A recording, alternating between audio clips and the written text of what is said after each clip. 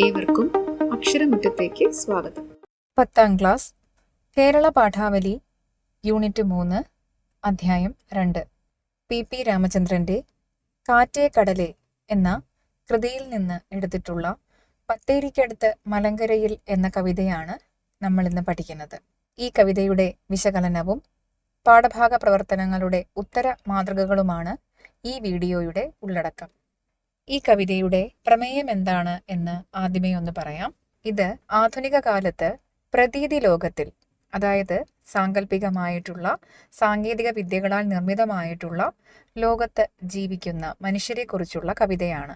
ഒരു കാലത്ത് യാഥാർത്ഥ്യമായിരുന്ന എല്ലാത്തിനെയും ഇന്ന് സങ്കല്പത്തിലൂടെ, ചിത്രങ്ങളിലൂടെ വരുതിയിൽ നിർത്തുന്ന മനുഷ്യന്റെ ജീവിത അവസ്ഥയെയാണ് ഈ കവിതയിലൂടെ പി രാമചന്ദ്രൻ അവതരിപ്പിച്ചിരിക്കുന്നത്.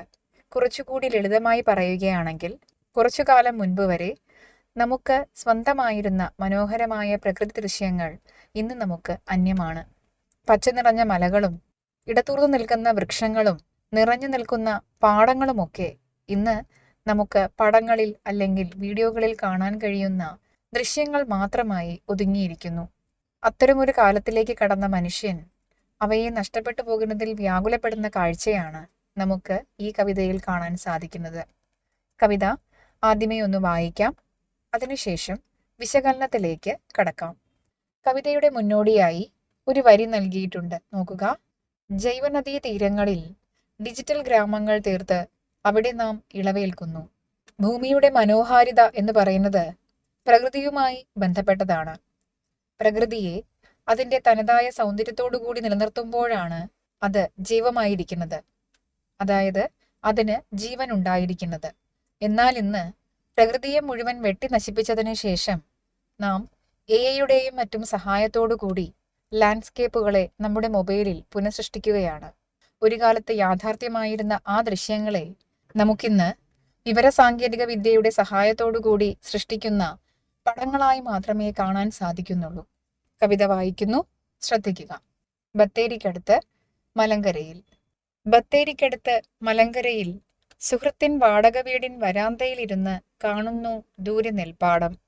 കണ്ണു നിറഞ്ഞു ഞാറ്റടിപ്പച്ച, ചാറ്റൽ മഴ, ചേറിൻ ചൂര്, പോത്തുപൂട്ടും കുറുമർ, കാക്കകൾ, കൊക്കുകൾ.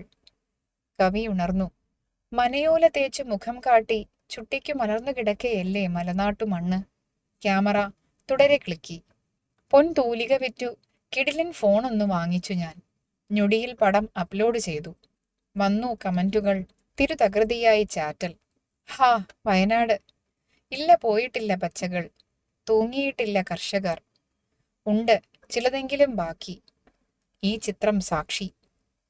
മാഷേ, നമുക്കെന്തെങ്കിലും ചെയ്യണം. നാളേക്ക് ഒരു തുണ്ട് പച്ചപ്പെങ്കിലും നിർത്തണം. ഈ പടമെടുക്കാനിരുന്ന വീടും കുടിയിരിപ്പും എത്ര സെന്റ് വരും? നാട്ടിൽ വരുമ്പോൾ ഇങ്ങനെ നെൽപ്പാടം നോക്കി എല്ലാം മറന്ന് വരാന്തയിൽ ചാരിയിരിക്കണം. മാഷ് ചോദിക്കൂ, എത്ര കൊടുക്കണം? ഇപ്പോൾ ഞാൻ അനേകരാണ്. ഈ മലങ്കര 7 വൻകരയുമാണ്. ഈ വരാന്ത ജിദ്ദയിലോ ഷാർജയിലോ സിംഗപ്പൂരിലോ ന്യൂയോർക്കിലോ. ഇതാ ഈ ലോകത്തിന്റെ അവതാരമൂർത്തി ചോദിക്കുന്നു, പറയൂ മലകളെ, മരങ്ങളെ, കുറുമരെ, കുറിച്യരെ, നിങ്ങളാകെ എത്ര GB? കാറ്റേ കടലേ, പി രാമചന്ദ്രൻ. നമുക്ക് കവിതയുടെ വിശകലനത്തിലേക്ക് പോകാം. നോക്കൂ.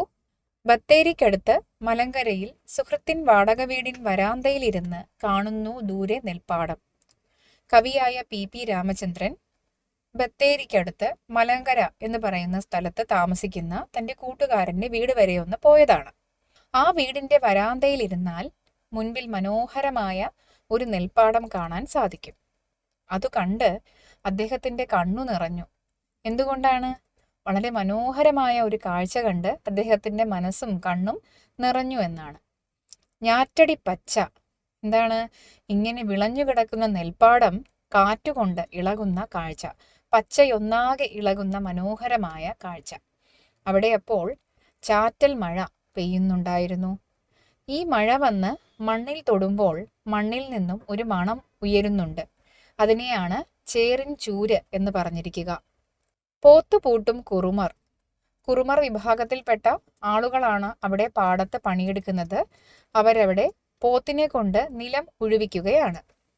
നെൽപ്പാടമായതുകൊണ്ട് തന്നെ ഉതിർന്നു വീഴുന്ന ധാന്യമണികൾ തിന്നുന്നതിനു വേണ്ടി അവിടെ പക്ഷികൾ വന്നു കൂടിയിട്ടുണ്ട്. ഏതൊക്കെ പക്ഷികളാണ്? കാക്കകളും കൊക്കുകളും ഒക്കെ. ഇങ്ങനെ മനോഹരമായ ഒരു കാഴ്ച കണ്ടിട്ട് കവി ഉണർന്നു. എന്താണ്? പി രാമചന്ദ്രൻ ഒരു കവിയാണല്ലേ. അപ്പോൾ ഇത്ര മനോഹരമായ ഒരു കാഴ്ച കണ്ടപ്പോൾ അദ്ദേഹത്തിന് കവിത എഴുതാനുള്ള വാസന ഉണർന്നു. മനയോല തേച്ചു മുഖം കാട്ടി ചുട്ടിക്കു മലർന്നു കിടക്കയല്ലേ മലനാട്ടു മണ്ണ്. എന്താണ്? ആ പ്രദേശത്തെ മണ്ണ്, നല്ല ചുവന്ന മണ്ണ് ആകാശം നോക്കി ഇങ്ങനെ പരന്നു കിടക്കുകയാണ്. അത് കണ്ടപ്പോൾ അദ്ദേഹത്തിന് കഥകളിക്കൊക്കെ മുഖത്തൊരുപാട് ചായം തേക്കാറുണ്ടല്ലോ. മുഖത്ത് കണ്ണെഴുതാറുണ്ട്, ചായങ്ങൾ തേക്കാറുണ്ട്, പുള്ളികൾ ഇടാറുണ്ട്. ഇതിനെയാണ് ചുട്ടി കുത്തുക എന്ന് പറയുക. അപ്പോൾ കഥകളിക്ക്, ഓട്ടം തുള്ളലിന്, കൂടിയാട്ടത്തിനൊക്കെ അല്ലെങ്കിൽ മോഹിനിയാട്ടത്തിന് അങ്ങനെ ഏതെങ്കിലുമൊക്കെ നൃത്തരൂപങ്ങൾ അല്ലെങ്കിൽ അഭിനയ സമ്പ്രദായങ്ങൾ അവതരിപ്പിക്കുന്നതിന് കലാകാരന്മാർ മുഖത്ത് ചായങ്ങൾ അണിയാറുണ്ട്. ഇതിനെയാണ് ചുട്ടികുത്തൽ എന്ന് പറയുക. അപ്പോൾ ഈ ചുട്ടി കുത്തുന്നത് ഏതെങ്കിലും ഒരു കസേരയിൽ ഇരുന്നിട്ടോ മറ്റോ അല്ല. ചുട്ടി കുത്തുന്ന കലാകാരൻ പായയിൽ നിലത്ത് കിടക്കുകയാണ് ചെയ്യുക. എന്നിട്ട് ഇതിനെ മേക്കപ്പ് ചെയ്യുന്നയാൾ, ചുട്ടി കുത്തുന്നയാൾ ആ തലയുടെ ഭാഗത്തിരുന്ന് വരച്ചു കൊടുക്കുകയാണ് ചെയ്യുന്നത്. അപ്പോൾ അങ്ങനെ ചുട്ടി കുത്താൻ തയ്യാറായി കിടക്കുന്ന ഒരു കലാകാരനെ പോലെ മണ്ണ് പരന്ന് ആകാശം നോക്കി മലർന്ന് കിടക്കുന്നതായിട്ട് കവിക്ക് തോന്നുന്നു. അപ്പോ ഈ മണ്ണിന്റെ ചുട്ടികുത്തൽ എന്തായിരിക്കും? ഈ മണ്ണിന് മേലെ അണിയുന്ന ചായം എന്തായിരിക്കും?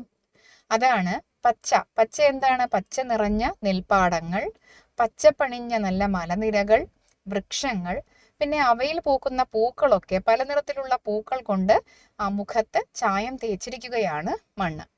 അങ്ങനെ ചുട്ടി കുത്താൻ വേണ്ടി മലർന്നു കിടക്കുന്ന ഒരു കലാകാരനെ പോലെ മണ്ണ് ആകാശം നോക്കി പരന്നു കിടക്കുകയാണ്. ഇത് കണ്ടിട്ട് ക്യാമറ തുടരെ ക്ലിക്കി. അപ്പോൾ ആദ്യം അദ്ദേഹത്തിന് കവിത എഴുതാനുള്ള വാസനയാണ് ഉണ്ടായതെങ്കിലും എന്താണ് താൻ കണ്ടത് എന്ന് നാട്ടുകാരെ അറിയിക്കണമെങ്കിൽ, അദ്ദേഹത്തിന്റെ വായനക്കാരെ അറിയിക്കണമെങ്കിൽ അദ്ദേഹം ഒരുപാട് എഴുതേണ്ടി വരുമല്ലേ. മനോഹരമായ നെൽപ്പാടത്തെപ്പറ്റി, അദ്ദേഹം കണ്ട മലകളെപ്പറ്റി, വൃക്ഷങ്ങളെപ്പറ്റി, പണിയെടുക്കുന്ന നാട്ടുകാരായ കർഷകരെ, ആ കുറുമ്പരെ കുറിച്ച്, പിന്നെ നിലമുഴുന്ന പോത്തുകളെ കുറിച്ചൊക്കെ അദ്ദേഹത്തിന് ഒരുപാട് വാക്കുകളിൽ കുറിക്കേണ്ടി വരും. പക്ഷേ അതിനു പകരം അദ്ദേഹത്തിന് ഇതെല്ലാം ആൾക്കാരെ അറിയിക്കാൻ ഒരു ഉപായമുണ്ട്, ഒരു മാർഗമുണ്ട്. എന്താണ്? ഒരു ഫോട്ടോ എടുക്കുക. അതുകൊണ്ട് അദ്ദേഹം എഴുതുക എന്നുള്ള പരിപാടി മാറ്റി വെച്ചിട്ട് പകരം ക്യാമറ എടുത്ത്, ഫോൺ എടുത്ത് ഒരു ക്ലിക്ക് ചെയ്തു. അപ്പോൾ അവിടെ പറഞ്ഞിരിക്കുന്നത്, പൊൻതൂലിക വിറ്റ് കിടിലൻ ഫോൺ ഒന്ന് വാങ്ങിച്ചു ഞാൻ. എന്താണ്? എഴുതി ഫലിപ്പിക്കുക എന്ന് പറയുന്നത് വളരെ പ്രയാസമുള്ള ഒരു കാര്യമാണ്. എന്ന് മാത്രമല്ല എല്ലാവരും അത് വായിച്ചു കൊള്ളണം എന്നും ഇല്ല.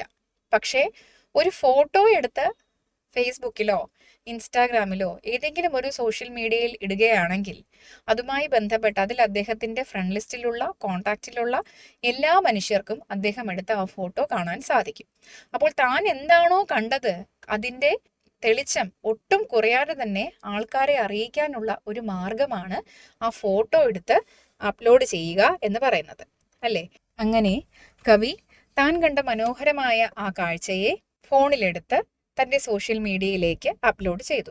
വന്നു കമന്റുകൾ, തിരുതകൃതിയായി ചാറ്റൽ. ഈ ഫോട്ടോ കണ്ട ഉടനെ തന്നെ എന്താണ്, ആ ഫോട്ടോയെക്കുറിച്ചുള്ള അഭിപ്രായങ്ങൾ അറിയിച്ചുകൊണ്ട് ഒരുപാട് പേര് കമന്റ് ചെയ്തു. ചിലര് പേഴ്സണലായിട്ട് മെസ്സേജ് അയച്ചു, അദ്ദേഹത്തിന്റെ ഇൻബോക്സിൽ വന്ന് മെസ്സേജ് അയച്ചു, ഇതെവിടെയാണ് സ്ഥലമെന്നൊക്കെ അന്വേഷിച്ചു. അങ്ങനെ കമന്റുകളും ചാറ്റുമൊക്കെയായി അദ്ദേഹത്തിന്റെ സോഷ്യൽ മീഡിയ സജീവമായി. അദ്ദേഹം ഒരു കവിത എഴുതിയിട്ടിരുന്നെങ്കിൽ ചിലപ്പോൾ ഇത്തരമൊരു പ്രതികരണം ഉണ്ടായിരിക്കണം എന്നില്ല. വായനാശീലമുള്ള ആൾക്കാർ മാത്രമേ അത് തുറന്നു നോക്കുമായിരുന്നുള്ളൂ. ഇതിപ്പോൾ ഒരു പടമായതുകൊണ്ട് അദ്ദേഹത്തിന്റെ കോണ്ടാക്റ്റിലുള്ള എല്ലാ മനുഷ്യരും ആ പടം ഒന്ന് ഓപ്പൺ ചെയ്ത് നോക്കുകയും അതിനെക്കുറിച്ച് നല്ല അഭിപ്രായങ്ങൾ അറിയിക്കുകയും സ്ഥലം എവിടെയാണെന്ന് തിരക്കുകയും ഒക്കെ ചെയ്തു. വയനാട് ഇല്ല, പോയിട്ടില്ല പച്ചകൾ, തൂങ്ങിയിട്ടില്ല കർഷകർ. അപ്പോ വയനാട്ടിലാണ് ഈ സ്ഥലം ഇരിക്കുന്നത്. അവിടെ ഒന്നും പച്ചപ്പ് നഷ്ടപ്പെട്ടിട്ടില്ല. അതായത് മറ്റ് പ്രദേശങ്ങളെ പോലെ ഇവിടവും ആൾക്കാർ കയ്യേറി നശിപ്പിച്ചിട്ടില്ല എന്ന് അർത്ഥം. തൂങ്ങിയിട്ടില്ല കർഷകർ. ഇന്ത്യയുടെ പല ഭാഗത്തായി കൃഷി നഷ്ടം വരുമ്പോൾ കർഷകർ കടക്കണിയിലായി ആത്മഹത്യ ചെയ്യാറുണ്ട്. അവരുടെ തലമുറ പിന്നീട് കൃഷി തന്നെ നിർത്തിക്കളയാറുമുണ്ട്. എന്നാൽ വയനാട്ടിലെ കർഷകർ അങ്ങനെ തോറ്റുകൊടുക്കാൻ തയ്യാറല്ല. അവരിപ്പോഴും പ്രകൃതിയോടിണങ്ങി കൃഷിയിൽ ഏർപ്പെടുന്നുണ്ട്. ഉണ്ട് ചിലതെങ്കിലും ബാക്കി, ഈ ചിത്രം സാക്ഷി. എന്താണ്? ഇനിയും നശിച്ചു പോയിട്ടില്ലാത്ത പച്ചപ്പുകൾ നമ്മുടെ നാട്ടിലുണ്ട് എന്നുള്ളതിന് സാക്ഷ്യമാണ് ഈ ചിത്രം. അതിനുള്ള തെളിവാണ് ഇപ്പോൾ അദ്ദേഹം എടുത്ത ഈ ഫോട്ടോ. മാഷേ, നമുക്ക് എന്തെങ്കിലും ചെയ്യണം. നാളേക്ക് ഒരു തുണ്ട് പച്ചപ്പെങ്കിലും നിർത്തണം. അപ്പോൾ PP രാമചന്ദ്രൻ അദ്ദേഹത്തിൻ്റെ സുഹൃത്തിനോട് പറയുകയാണ്, മാഷേ, നമുക്ക് എന്തെങ്കിലും ചെയ്യണം. ഇത്ര മനോഹരമായ ഒരു കാഴ്ചയെ, ഒരു ഭൂപ്രദേശത്തെ നിലനിർത്താൻ വേണ്ടി നമ്മളാൽ കഴിയുന്നത് എന്തെങ്കിലും നമുക്ക് ചെയ്യണം എന്ന് പറയുകയാണ്. ഇപ്പോൾ ഈ കാണുന്ന പ്രദേശമെങ്കിലും നിലനിർത്താൻ നമുക്ക് കഴിയണം. ഈ പടമെടുക്കാനിരുന്ന വീടും കുടിയിരിപ്പും എത്ര സെന്റ് വരും? ഈ കാണുന്ന വീടും, അതായത് നിങ്ങൾ വാടകയ്ക്ക് താമസിക്കുന്ന ഈ വീടും പരിസരവും ഈ പുരയിടവും എല്ലാം കൂടി എത്ര സെന്റ് വരും? നാട്ടിൽ വരുമ്പോൾ ഇങ്ങനെ നെൽപ്പാടം നോക്കി എല്ലാം മറന്ന് വരാന്തയിൽ ചാരിയിരിക്കണം. എനിക്കിങ്ങനെ ഇടയ്ക്കിടയ്ക്ക് വന്ന് ഈ വരാന്തയിലിരുന്ന് ഈ കാണുന്ന കാഴ്ചയും കണ്ട് സ്വച്ഛമായി ഇരിക്കണം എന്ന് പറയുകയാണ് കവി. മാഷ് ചോദിക്കൂ, എത്ര കൊടുക്കണം? അപ്പോൾ ഈ വീടിന്റെ ഉടമസ്ഥനോടൊന്ന് ചോദിക്കാമോ ഇതിന് എത്ര രൂപ വേണ്ടി വരുമെന്ന്?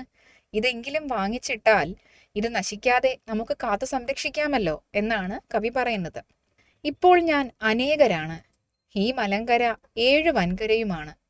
അതായത് അദ്ദേഹം നേരത്തെ ഒരു പടമെടുത്ത് അദ്ദേഹത്തിന്റെ സോഷ്യൽ മീഡിയയിൽ അപ്ലോഡ് ചെയ്തല്ലോ.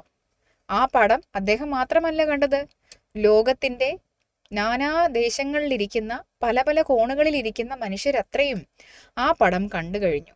അപ്പോൾ അവരും അദ്ദേഹത്തെ പോലെ, കവിയെപ്പോലെ ആഗ്രഹിക്കുകയാണ്, ഞങ്ങൾക്കും അവിടം വരെ ഒന്ന് ചെല്ലാൻ കഴിഞ്ഞെങ്കിൽ എന്തു മനോഹരമായ ഒരു സ്ഥലമാണത് എന്ന് അവർ ആസ്വദിക്കുകയും ആ പ്രദേശത്തേക്ക് പോകാൻ ആഗ്രഹിക്കുകയും അവിടം വാങ്ങാൻ അവർ ആഗ്രഹിക്കുകയും ഒക്കെ ചെയ്യുന്നുണ്ട്. അപ്പോൾ കവിക്ക് സമാനമായ ഹൃദയമുള്ള ഒരുപാട് മനുഷ്യർ അവിടെ ഇന്ന് ലോകത്തിന്റെ പല പല കോണുകളിലിരുന്ന് ഈ ചിത്രം കാണുകയാണ്. അതുകൊണ്ട് തന്നെ ഈ മലങ്കര 7 വൻകരയുമാണ്. 7 വൻകരയിലുമുള്ള മനുഷ്യർ ഈ ചിത്രം കണ്ട് അങ്ങനെ ആഗ്രഹിക്കുന്നുണ്ട്. ഈ വരാന്ത ജിദ്ദയിലോ ഷാർജയിലോ സിംഗപ്പൂരിലോ ന്യൂയോർക്കിലോ കവിയുടെ അതേ വ്യൂ പോയിന്റിലൂടെ അദ്ദേഹം ഇരിക്കുന്ന സ്ഥാനത്തിരുന്ന് ജിദ്ദയിലും ഷാർജയിലും സിംഗപ്പൂരിലും ന്യൂയോർക്കിലും ഒക്കെ ഇരിക്കുന്ന മനുഷ്യർ ആ കാഴ്ച ഭാവനയിൽ കണ്ട് ആസ്വദിക്കുകയാണ്. ഒരു വിർച്വൽ റിയാലിറ്റിയിലൂടെ ലോകത്തിന്റെ പല പല കോണുകളിലുള്ള മനുഷ്യർ കവി കാണുന്നതിന് സമാനമായ കാഴ്ച കണ്ട് ആസ്വദിക്കുകയാണ് എന്ന് സാരം. ഇതാ ഈ ലോകത്തിന്റെ അവതാരമൂർത്തി ചോദിക്കുന്നു, പറയൂ മലകളെ, മരങ്ങളെ, കുറുമരെ, കുറിച്യരെ, നിങ്ങളാകെ എത്ര ജീവി? ഈ ലോകം എന്ന് പറഞ്ഞാൽ ഇപ്പോൾ ആ ഫോട്ടോ എടുത്ത്, ആ ലോകത്തിന്റെ ഫോട്ടോ എടുത്ത് അപ്ലോഡ് ചെയ്ത് നാട്ടുകാരെ മുഴുവൻ, ലോകത്തിൽ എങ്ങും ഇരിക്കുന്ന മനുഷ്യരെ കാണിച്ചിട്ടുള്ള ആ മനുഷ്യൻ, ആ അവതാരമൂർത്തി ചോദിക്കുകയാണ്, ഈ മരങ്ങളും മലകളും പുഴകളും പാടവും ഇവിടെയുള്ള മനുഷ്യരും മറ്റു ജീവജാലങ്ങളും എല്ലാവരും ഉൾപ്പെടുന്ന ഫോട്ടോസ് ഞാൻ എടുക്കുകയാണെങ്കിൽ അതെല്ലാം കൂടി എത്ര GB വരുമെന്ന്. അതായത് അദ്ദേഹം ഈ വീട് വാങ്ങിക്കണമെന്നുള്ള ആഗ്രഹം പ്രകടിപ്പിച്ചിട്ടുണ്ട്. പക്ഷെ അത് കിട്ടുമോ ഇല്ലയോ എന്നുള്ള കാര്യം കവിക്ക് അറിയില്ല. ഇനി അഥവാ കിട്ടിയില്ലെങ്കിൽ തന്നെയും തിരിച്ച് അദ്ദേഹത്തിന്റെ നാട്ടിലെത്തിയാലും ഈ മനോഹാരിത അദ്ദേഹത്തിന് കാണണമെങ്കിൽ അവയെല്ലാം അദ്ദേഹത്തിന് ഒരൊറ്റ സ്നാപ്പിൽ, ഒരൊറ്റ ക്ലിക്കിലെടുത്ത് തൻ്റെ ഫോണിലേക്ക് ആക്കാവുന്നതേ ഉള്ളൂ, ഫോണിൻ്റെ മെമ്മറിയിൽ സൂക്ഷിക്കാമെന്നതേ ഉള്ളൂ. അപ്പോൾ അങ്ങനെ എല്ലാ ഫോട്ടോസും എടുത്തു കഴിഞ്ഞാൽ നിങ്ങൾ എല്ലാവരും കൂടി, എല്ലാ ചിത്രങ്ങളും കൂടി ആകെ എത്ര GB ആകും ഉണ്ടാവുക? അതായത് പണ്ട് നേരിട്ട് ഇറങ്ങി നടന്ന് കണ്ട് ആസ്വദിക്കാമായിരുന്ന പ്രകൃതിയുടെ ഒരു പതിപ്പിനെ ഇന്ന് അദ്ദേഹത്തിൻ്റെ ക്യാമറയിലേക്ക് മാത്രമായി അല്ലെങ്കിൽ ഫോണിലേക്ക് മാത്രമായി ഒതുക്കി അങ്ങനെ മാത്രം കണ്ടുകൊണ്ട് സമാധാനിക്കുകയാണ്. ഇവിടെ PP രാമചന്ദ്രൻ പങ്കുവെക്കുന്ന ഒരു ചിത്രം എന്ന് പറയുന്നത്, ഒരു കാലത്ത് നമ്മുടെ എല്ലാം വീടുകളോട് ചേർന്ന് പച്ചപ്പാർന്ന പറമ്പുകളും പാടങ്ങളും തോടുകളും അരുവികളും ഒക്കെ ഉണ്ടായിരുന്നു. നോക്കുന്നിടത്തെല്ലാം പച്ചപ്പ് കാണാൻ സാധിക്കുമായിരുന്നു, മരങ്ങളുടെ തലപ്പുകൾ കാണാൻ സാധിക്കുമായിരുന്നു. അവയിൽ കുടിയിരിക്കുന്ന നാനാജാതി ജന്തുജീവജാലങ്ങളെ നമുക്ക് കാണാൻ സാധിക്കുമായിരുന്നു, പക്ഷികളെ കാണാൻ സാധിക്കുമായിരുന്നു. നമുക്ക് പേരറിയാത്ത ഒരുപാട് പക്ഷികളും ജീവികളും സൂക്ഷ്മജീവികളും ഷഡ്പദങ്ങളും ഒക്കെ നമുക്ക് ചുറ്റുമുണ്ടായിരുന്നു. എന്നാൽ അവയൊക്കെ ഇന്ന് നാമമാത്രമായിരിക്കുന്നു. കാട് കാണുന്നതിന് വേണ്ടി നമ്മൾ ഏതെങ്കിലുമൊക്കെ ഫോറസ്റ്റ് പ്രദേശങ്ങളിലേക്കോ അല്ലെങ്കിൽ ഹിൽ സ്റ്റേഷനുകളിലേക്കോ മറ്റോ പോകേണ്ടി വരുന്നു. എന്തൊരു ഗതികെട്ട അവസ്ഥയിലാണ് നാം നിൽക്കുന്നത് എന്ന് കവി നമ്മെ ഓർമ്മപ്പെടുത്തുകയാണ്. അദ്ദേഹത്തിന് തന്നെ ഇത്രയും മനോഹരമായ ഒരു കാഴ്ച കാണാൻ അദ്ദേഹത്തിൻ്റെ സുഹൃത്തിൻ്റെ വീട് വരെ പോകേണ്ടി വന്നു. ആ കണ്ട കാഴ്ചയെ അദ്ദേഹത്തിൻ്റെ കവിതയിൽ എഴുതി തിട്ടപ്പെടുത്താൻ സാധിക്കുന്നില്ല. അതിനും മാത്രം മനോഹരമായ ഒരു കാഴ്ചയാണത്. ഒരു ഫോട്ടോ എടുത്ത് ഇത്ര മനോഹരമായ കാഴ്ച, ഇങ്ങനെ ഒരു പ്രദേശം ഇന്നും നിലനിൽക്കുന്നുണ്ട് എന്ന് അദ്ദേഹം മാലോകരെ മുഴുവനും അറിയിക്കുകയാണ്. എന്തുകൊണ്ടാണ് അദ്ദേഹം അങ്ങനെ അറിയിക്കുന്നത്? ജനങ്ങളെ, ഇതാ കുറച്ച് പ്രദേശത്ത് ഇപ്പോഴും പച്ചപ്പ് ബാക്കിയുണ്ട്. പണ്ടുകാലത്ത് നമ്മുടെയൊക്കെ വീടിന് ചുറ്റും ഉണ്ടായിരുന്ന മനോഹരമായ ആ ദൃശ്യം ഇതാ ഇവിടെ ഈ വയനാട്ടിൽ ഇന്നും അവശേഷിക്കുന്നു എന്ന് മറ്റുള്ളവരെ അറിയിക്കാനുള്ള വ്യഗ്രത. ഇത്തരമൊരു വ്യഗ്രത അദ്ദേഹത്തിൻ്റെ ഗൃഹാതുരത്വത്തിൽ നിന്നുമാണ് ഉയർന്ന് എഴുന്നേറ്റ് വരുന്നത്. പണ്ടെങ്ങോ നഷ്ടപ്പെട്ടു പോയ മനോഹരമായ ഒരു ഭൂപ്രകൃതിയെക്കുറിച്ചുള്ള നിരാശയും PP രാമചന്ദ്രൻ്റെ ഈ കവിതയിൽ നിന്ന് നമുക്ക് വായിച്ചെടുക്കാവുന്നതാണ്. ഇതേ തുടർന്ന് ഈ പാഠഭാഗത്തിൻ്റെ പ്രവർത്തനങ്ങളുടെ ഉത്തരമാതൃകകളാണ് വരുന്നത്. വീഡിയോ മുഴുവനായി കാണാനും പാഠഭാഗ പ്രവർത്തനങ്ങൾ എഴുതിയെടുത്ത് കൃത്യമായി പഠിക്കാനും ശ്രദ്ധിക്കുക. നിങ്ങളുടെ സംശയങ്ങളും നിർദ്ദേശങ്ങളും കമൻറ്റുകളായി രേഖപ്പെടുത്തുക. നന്ദി.